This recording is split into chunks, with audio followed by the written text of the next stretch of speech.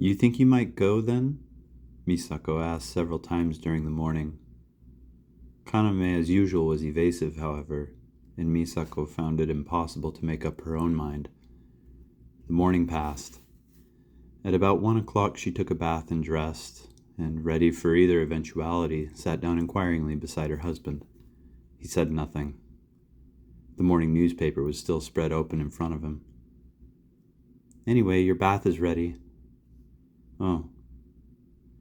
Kaname laid sprawled on a couple of cushions, his chin in his hand. He pulled his head a little to the side as he caught a suggestion of Misako's perfume. Careful not to meet her eyes, he glanced at her. More accurately, he glanced at her clothes in an effort to catch some hint of a purpose that might make his decision for him. Unfortunately, he had not been paying much attention to her clothes lately. He knew vaguely that she gave a great deal of attention to them and was always buying something new, but he was never consulted and never knew what she had bought. He could make out nothing more revealing than the figure of an attractive and stylish matron dressed to go out. "What would you like to do?" he asked. "It doesn't really matter. If you're going, I'll go too. If not, I can go to Suma." "You've promised to go to Suma?" "Not really. Tomorrow would do as well." Seated stiffly, her eyes fixed firmly on a spot 2 or 3 feet over Kaname's head, Misako began buffing her nails. Today was not the first time they had been faced with this difficulty. Indeed, whenever they had to decide whether or not to go out together, each of them became passive, watchful, hoping to take a position according to the other's manner. It was as if they held a basin of water balanced between them and waited to see in which direction it would spill. Sometimes the day passed without their coming to a decision. Sometimes at the last moment they suddenly knew what they would do. Today was a little different, however. Kaname sensed that they would finally go out together. His refusal, even so, to be a little more positive was not entirely a matter of perverseness or laziness. He thought of their tense trips alone together, no less tense for being, as today, only the 1-hour trip to downtown Osaka. He sensed, too, what Misako wanted to do. She did not have to go to Suma, she said, but there was not much doubt that she would rather go there to see Aso than be bored at the puppet theater with her father. It seemed necessary somehow to bring her feelings out into the open. Misako's father had called from Kyoto the day before and asked if the two of them would join him at the theater. Misako had been out, and Kaname had been rash enough to say that they probably could. As a matter of fact, he could not very well have refused. "Let me know the next time you come down for the theater," he had remarked once in a somewhat hypocritical attempt to please the old man. I haven't been in much too long myself." He had evidently been taken at his word. Then, too, quite aside from the play, it was not entirely impossible that he and Misako's father might not have another chance to talk at their ease together. The old man, now nearly 60, was in retirement in Kyoto, where he lived the life of a conservative man of taste. While Kaname's own tastes were rather different, and he was often enough annoyed at the old man's displays of connoisseurship, still the latter had played the gallant in his youth, it was said, and there remained something open and easy in his manner that Kaname found very attractive. The thought that soon they might no longer be father-in-law and son-in-law gave him considerable regret. In fact, he sometimes told himself ironically, the regret at divorcing his father-in-law might be somewhat stronger than the regret at divorcing his wife. And though ordinarily such an idea would not have troubled him, he wanted one last chance to demonstrate his sense of filial duty. Still, it was a mistake to not have consulted Misako. He was usually very careful to consider her wishes. She had gone out the evening before to do some shopping in Kobe, and as he talked to the old man, the picture had come into Kaname's mind of the two of them, the old man's daughter and Aso, walking along the shore at Suma, arm in arm, and with it the flicker of a conviction that if she was seeing Aso then, she hardly needed to see him again the following day. But maybe he was being unjust. Misako never hid things from him. She disliked lying, and she had no need to lie. And when she said she was going shopping, perhaps she was indeed going shopping. It was not pleasant, though, for Kaname to be told baldly of each visit to Aso. She must know. And perhaps he was not being too suspicious when he took her shopping in Kobe to mean something else. In any case, she would not accuse him of malice in having accepted the invitation. He felt sure. And then again, even assuming that she had seen Aso the evening before, she might want to see him again. At first her visits had been fairly infrequent, once every week or 10 days, but it was not uncommon now for her to see him 2 and 3 days running. When Kaname came back from the bath 10 minutes or so later, she was still polishing mechanically at her fingernails, her eyes still fixed on the wall. "Do you want to see it?" she asked. She avoided looking at him, out on the veranda now, a bathrobe hung loosely from his shoulders, parting his hair in a hand mirror. As she spoke, she brought the shiny, pointed nails of her left hand up close to her eyes. "Not especially. I told him I did, though." "When?" "When was it, I wonder? He got so excited about his puppets that I finally nodded back to make him happy." Misako laughed pleasantly, as she would for the merest acquaintance. "You hardly need to do that. You've never been that friendly with father, after all. In any case, maybe we ought to stop by for a few minutes." "Where is the Bunrak Puppet Theater?" "It's not at the Bunrak. The Bunrak burned down. It's at a place downtown called the Benten." "That means we sit on the floor? I can't stand it, I really can't. My knees will be in agony afterwards." "There's no avoiding it. That's the sort of place people like your father go. His tastes have got a little beyond me, and after the way he used to love the movies. I read somewhere the other day that men who are too fond of the ladies when they're young generally turn into antique collectors when they get old. Tea sets and paintings take the place of sex." "But father hasn't exactly given up sex. He has Ohisa." "She's one of the antiques in his collection, exactly like an old doll." "If we go, we'll have her inflicted on us." "Then let's have her inflicted for an hour or two. Think of it as a filial piety." Kaname began to feel that Misako had some very special reason for not wanting to go. She went briskly over to the chest, however, and took out a kimono for him, carefully folded it in a paper cover. "You're wearing kimono, I suppose?" Kaname was as careful about his clothes as Misako was about hers. A particular kimono required a particular cloak and a particular sash, and each ensemble was planned down to even to accessories like the watch and chain, the wallet, the cloak cord, the cigarette case. Only Misako understood the system well enough to be able to put everything together when he specified the kimono he would wear. Now that she had taken to going out by herself a good deal, she always made sure before she left that his clothes were laid out for him.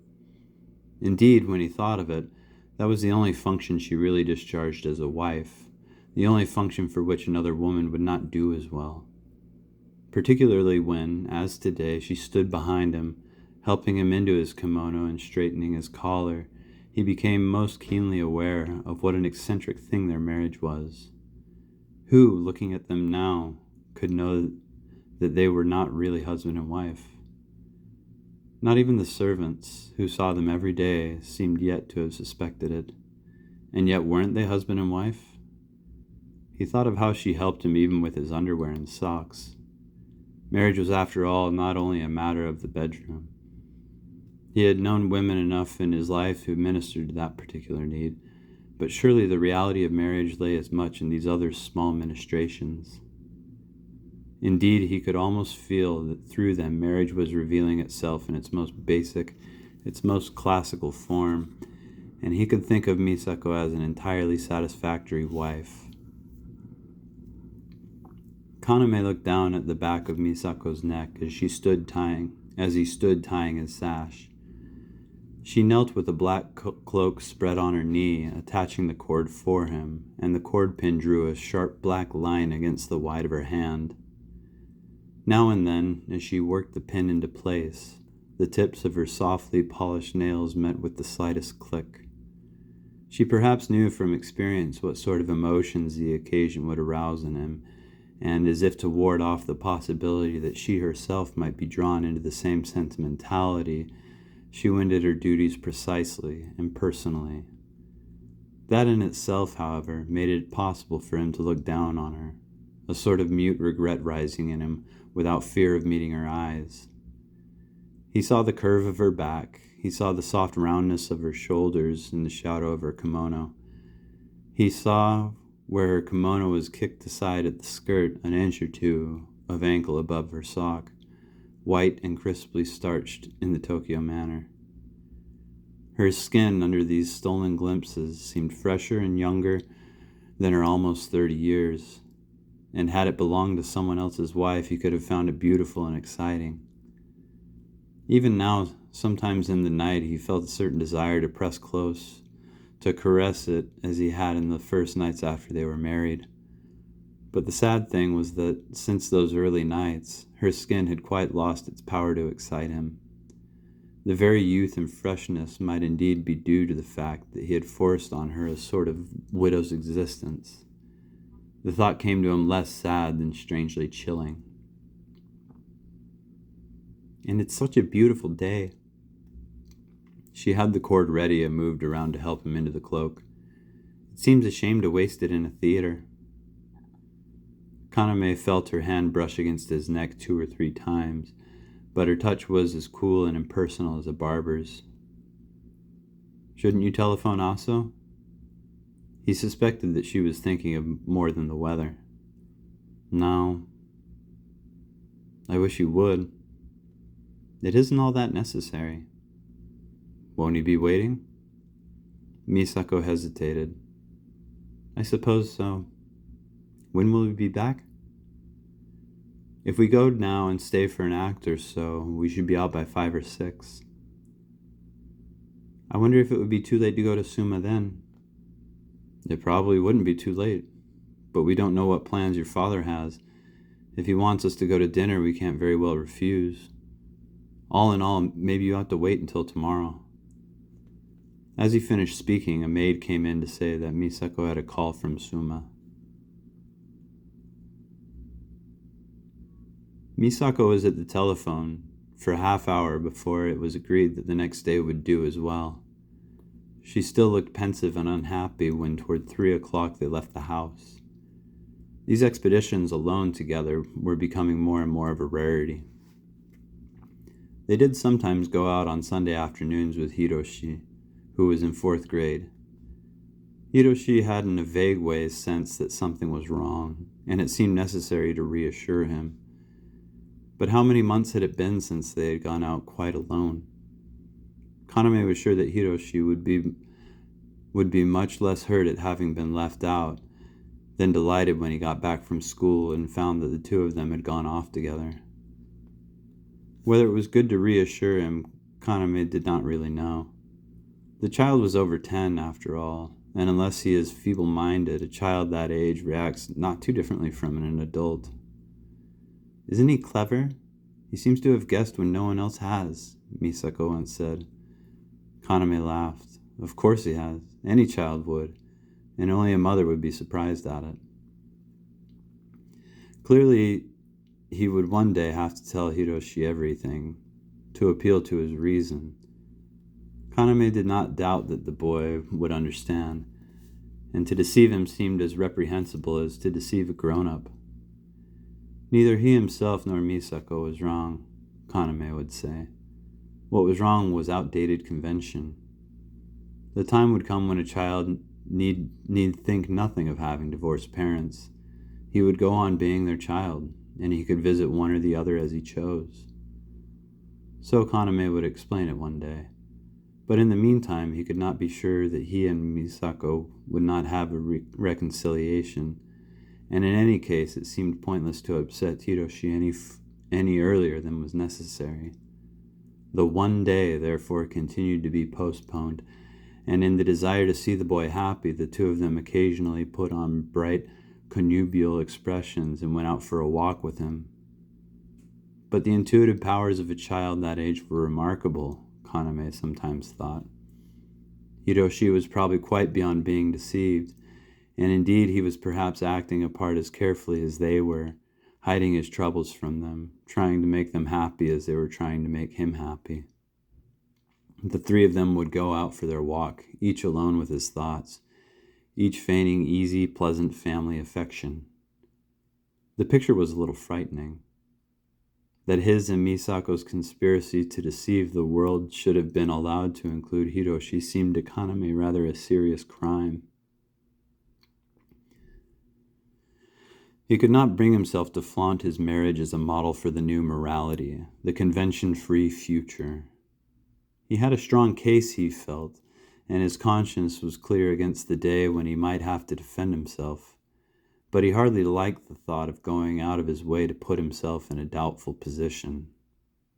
He preferred to live quietly, unobtrusively, casting no dishonor on his ancestors, a member of the leisure class, a marginal member perhaps, but still a member, with the capital, somewhat diminished, that his father had left, and with at least the nominal title of director of his father's company. He himself had little to fear from meddling relatives, but his wife's position was more dangerous. Unless he protected her, he could easily find that they had both become shackled quite beyond hope of winning back any ground for movement. What, for instance, if rumors were to spread abroad, and the old man in Kyoto, broad-minded though he may be, were to feel himself compelled for the sake of public opinion to disown her? That worries me not in the least. I can get along quite well without my family, Misako herself said. But as a practical matter, could she? Aso had a family too, and with her reputation ruined, she might find that even if she freed herself from Kaname, she could not go to him. And what of Hiroshi? What would his future be with a social outcast for a mother? If they were to be happy once they had parted, everything considered, it seemed wise for the moment at least to maintain the pretense of marriage and to work quietly toward an understanding that would alienate no one. To keep the world from looking in on them, they gradually narrowed their circle of associations. There were still occasions, however, when they had to put on their disguises and act their parts, and Kaname always felt guilty and unhappy when they came up. Perhaps Misako did too, and that was why she had seemed so reluctant to go out with him today. She was in many ways timid and indecisive, but she had a hard core that made her resist the demands of custom, duty, friendship, more strongly than Kaname himself could. She did not seem to mind acting with a certain restraint for the sake of Kaname and Hiroshi, but she did not care to display herself as a wife any more than she had to. It was not only that she disliked the deception, she had also to consider. He understood the situation and acquiesced in it, but he expected her to appear in public as little as possible, and he would hardly be pleased if he heard that she and Kaname had for no very good reason gone to the theater together in the heart of the very busiest part of Osaka. Whether Kaname sensed none of this, or sensed it all and saw no point in worrying about it, she could not say, and it added to her impatience not to be able to tell him clearly what was disturbing her. Surely there was no reason for him to go on cultivating her father. It would have been another matter, of course, if it had seemed that the old man was to go on being father to Kaname indefinitely. But with the end of the relationship so near, were there not indeed reasons why it might be better to be more aloof? It would only upset the old man the more to hear of the divorce after this careless display of filial piety. The two of them, with their separate thoughts, boarded the train for downtown Osaka. The early cherries were just coming into bloom. For all the brilliance of the late March sun, there was still a touch of winter in the air. Kaname's sleeve, where the black silk showed under his light spring cloak, glittered in the sun like sand along the seashore. As he pulled his hands inside his kimono, he felt a touch of cold air down his back. He disliked the patches of winter underwear one so often sees at the neck and sleeves of a kimono, and even in the coldest weather, he wore only a long under-kimono next to his skin. The car was half empty, it being an off hour, and at each station a few passengers unhurriedly got on and out. The roof was painted a fresh white, sending a strong light into the deepest corners and making the faces of the passengers look somehow bright and healthy. Misako had taken a seat on the side of the car opposite him. She sat with her shawl pulled over the lower part of her face, reading a small volume of translations. The white cloth cover, fresh from the bookstore, was clean and sharp as a sheet of metal, and her fingers against the binding were clothed in a sapphire-colored silk neck gloves, the pointed fingernails glowing softly through the tiny openings. Almost always when they went out together, they took up their positions thus. If Hiroshi was between them, it was a different matter, but if they were alone, side by side, the one feeling the warmth of the other, it seemed more than uncomfortable. It seemed almost immoral. One of them, therefore, would wait for the other to find a seat, and then carefully take a seat on the other side. To guard against the danger that their eyes might meet, Misako always had something with her to read, and as soon as she sat down, she erected a screen in front of her eyes. At Osaka Station, Kaname tore a ticket from his book and let Misako take care of her own. And with a precision that suggested careful planning, they walked out into the plaza 2 or 3 paces apart. Kaname stepped into a taxi first, Misako followed. For the first time they were alone, husband and wife, but had anyone been watching them in their glass box, he would have seen them like silhouettes pasted on paper, forehead against forehead, nose against nose, jaw against jaw, facing stiffly forward, shaking slightly with the motion of the taxi. "What is playing?" Misako asked. "Love Suicide," he said, "and something else. I've forgotten." As if forced to one concession by the long silence, each made his one remark. They gazed rigidly forward as they spoke, the one seeing the line of the other's nose dimly through the corner of the eye. Misako, who had no idea where the Benten Theater was, had no choice but to follow when they left the cab. Kaname had apparently received instructions from the old man. They went first to a tea house that catered to theater guests, and were guided from there by a kimono-clad maid. Misako felt more and more oppressed as the time approached when she would have to appear before her father and play the part of the wife.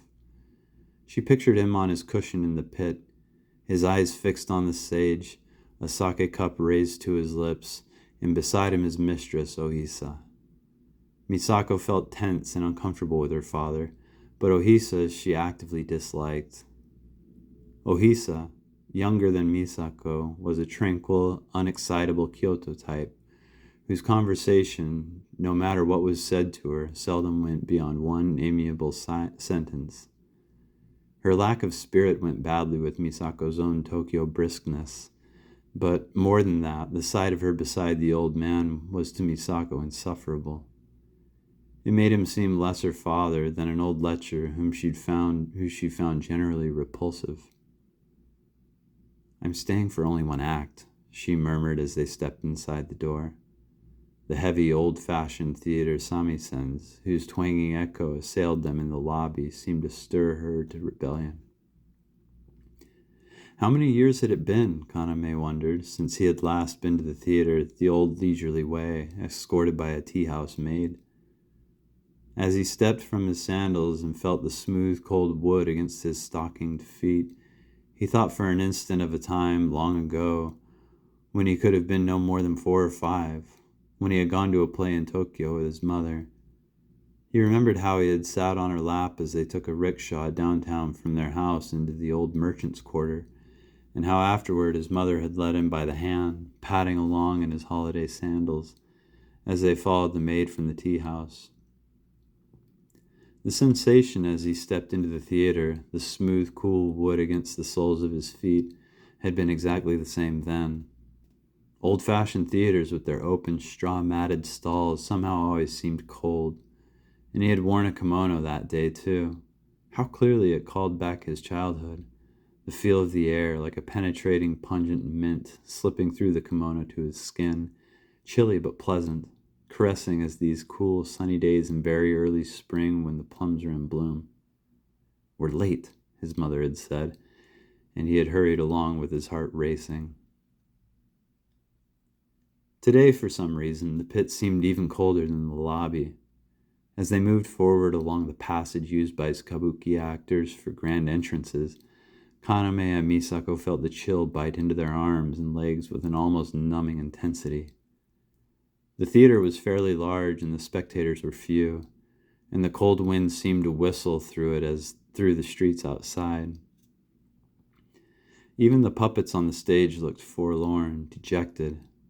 They called for one's pity as they pulled their necks deep into their robes, and the whole effect was wonderfully in harmony with the tense, sad tones of the samisens and the narrators. The pit was perhaps a third full, with the spectators clustered near the stage. The old man's half-bald head and Ohisa's shining, heavy Japanese coiffure were not hard to pick out, even from the rear of the theater. Ohisa saw them as they came down the passage. "Oh, you're here," she said in her soft Kyoto accent. She carefully piled the lunch boxes at her knee, elaborate gold-flecked tiers of them, and moved back to make room for Misako beside the old man. "They've come," she said. He greeted them shortly and returned to concentrate again on the stage. His cloak was an indefinite color, a shade of green it could probably have been called, lively and yet with a touch of somberness, like the costumes of the puppets, or like one of those mellow old brocades the model dilettante might have chosen for his cloak in the Middle Ages. Under it he wore a dark kimono with a fine printed pattern, and under that an inch or two of saffron showed at the sleeve. He sat leaning on his elbow against the wooden stall railing, his left arm bent against the back so that his kimono stood out stiffly from his neck, and his round shoulders were even more marked than usual. He was always careful to cultivate in his dress and his manner an impression of advanced years. "Old men should act like old men," he was fond of saying, and his choice of clothes today was apparently an application of his dictum that old men only look older when they try to wear clothes too young for them. This constant emphasis on age rather amused Kaname. The old man was not really as old as all that. Assuming that he had married at 25 or 26, and that his dead wife had borne Misako, her first daughter, not long after, he would be no more than 56 or so, even now. He had in Misako's expression not yet given up sex, and that rather substantiated the theory. "Being old is another of your father's hobbies," Kaname had once remarked to her. "You must be uncomfortable. Why don't you stretch your legs a little this way?" Ohisa said solicitously, and busied herself in the narrow little stall making tea, pressing sweets on the others, now and then trying softly to make conversation with Misako, who disdained to look around. The old man held his sake cup lightly beside him in his outstretched right hand, balanced against the corner of an ashtray, and among her other duties Ohisa had to be sure that it was never allowed to go dry. The cup was one of 3 decorated in gold on vermilion, with scenes from Hiroshige's prints, the old man having recently taken to insisting that sake must be drunk from wooden lacquerware. Everything, the sake, the sweets, the cups and boxes, had been brought from Kyoto. With just such an assortment of gold-flecked lacquer, one could imagine, court maidens set out long ago to view the cherry blossoms. The old man, so particular to bring his own supplies, was not a guest to make the theater tea-houses prosper, and clearly it was an effort for Ohisa to plan such expeditions. "Won't you have some too?" Ohisa took another cup from a drawer and handed it to Kaname. "Thank you, I never drink in the daytime." "It is a little chilly, though. Possibly I should have just a swallow?"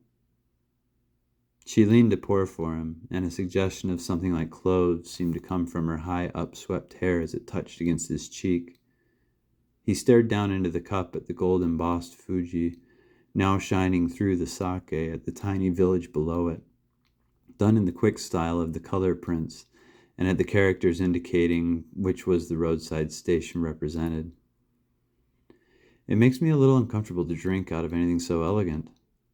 Really? One of the traditional charms of the Kyoto beauty, the discolored teeth, showed itself in Ohisa's laugh. Her two front teeth were as black at the roots as if they had been stained in the old court manner, and further to the right an eye tooth protruded sharp enough to bite into her lip. There are many who would have seen in such a mouth a winsome artlessness, but in honesty it could not have been called beautiful. Misako was of course being cruel when she pronounced it filthy and barbarous. To Kaname it seemed rather a little sad.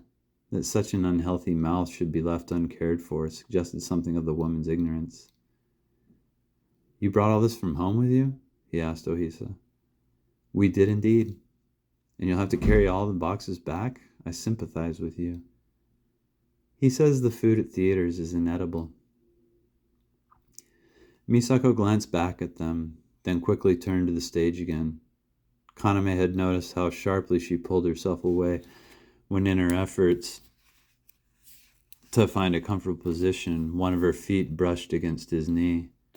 He could not help smiling, a little wryly, at the trial it was for them to be put together in such a small space. "How do you like it?" he asked in a husbandly way, hoping to dispel the mood a little. "You must have so much excitement," Ohisa put in. "I should think you might like a nice quiet play now and then." "I've been watching the singers. They're really much more interesting than the puppets," said Misako. The old man coughed somewhat threateningly, his eyes still fixed on the stage. He groped about his knee for his pipe. The tooled leather case had slipped under the cushion, however, and he was still feeling blindly for it when Ohisa noticed and retrieved it for him. She filled it, lighted it, and laid it carefully in the palm of his hand. Then, as if it made her want to smoke herself, she reached into her sash, took out an amber-red leather case, and pushed her small white hand in under the lid. There was much to be said for seeing a puppet play with a bottle of sake at one side and a mistress to wait on one, Kaname thought as the conversation quieted, and, for want of anything more to distract him, he turned his attention to the stage. The first act of Love Suicide was drawing to a close. The lovers, Jihei and the geisha Koharu, held the stage, Koharu seated to the right. The sake cup had been a rather large one, and Kaname felt a little heady. Perhaps because of the glittering reflections, the stage seemed a great distance away, and it was all he could do to make out the faces and the costumes. He concentrated on Koharu. Jihei's face had in it something of the dignity of classic dance masks, but his exaggerated clothes hung lifelessly from his shoulders as he moved about the stage, making it a little hard for one as unfamiliar with the puppet theater as Kaname to feel any human warmth in him. Koharu, kneeling with her head bowed, was infinitely more effective. Her clothing, too, was agerated, so that her turned-out skirt felt unnaturally before her knees, but Kaname found that easy to forget. The old man, when he discoursed on the puppet theater, liked to compare Japanese bunraku puppets with the Occidental string puppets. The latter could indeed be very active with their hands and feet, but the fact that they were suspended and worked from above made it impossible to suggest the line of the hips and the movement of the torso. There was in them none of the force and urgency of living flesh. One could find nothing that told of a live, warm human being. The bunraku puppets, on the other hand, were worked from inside, so that the surge of life was actually present, sensible under the clothes.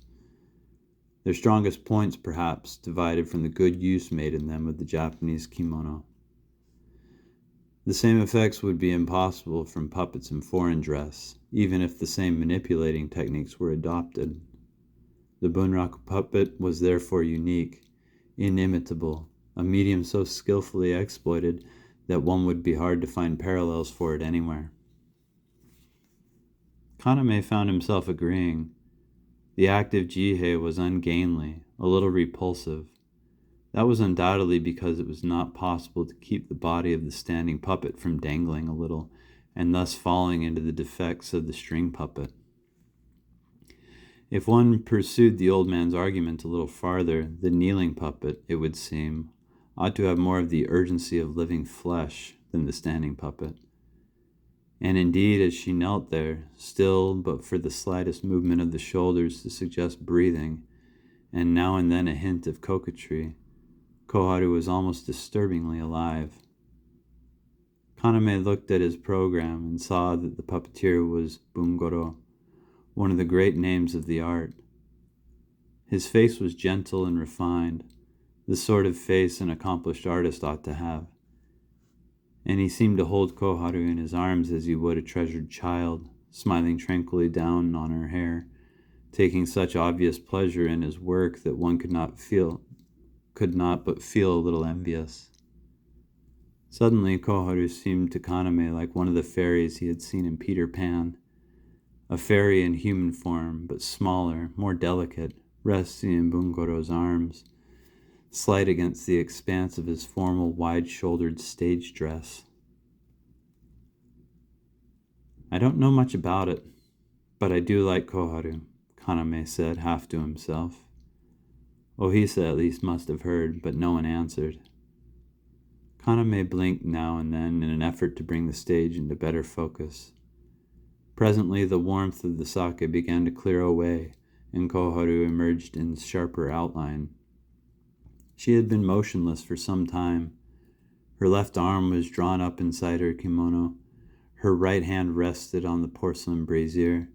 Her head was sunk to her breasts. As Kaname concentrated his attention on the still figure, he found that he was able to forget Bungoro, that Koharu was no longer a fairy in his arms, but a live figure, kneeling solidly on the stage. Not that she was like the Koharu of one of the kabuki actors. No matter how inspired an actor was, one still said to oneself, "That's Baiko," or "That's Fukusuke." But here one had only Koharu herself.